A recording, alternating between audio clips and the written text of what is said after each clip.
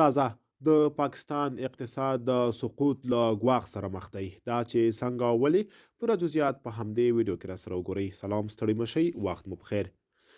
د ډالرو کمښت له امله د پاکستان اقتصاد د سقوط له ګواښ سره مخ دی.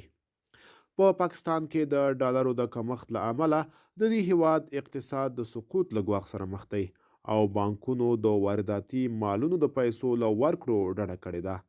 له دې سره په یو وخت پاکستاني سوداګر وایي په زرګونو کانټینرونه وارداتي توکي یې په کراچۍ بندر کې ځکه بند پاتې دي چې د تادیاتو تضمین نشته او بانکونه د وارداتي توکو د پیسو له ورکولو انکار کړی دی.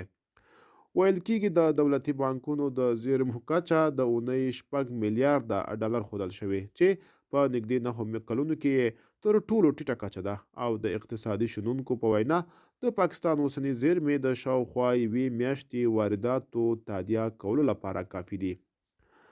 ملګرو، دا به زموږ چمتو شوی ویډیو د لا ښکلې ویډیوګانو لپاره موږ سره پاتې شئ. تر بیا ښه وخت.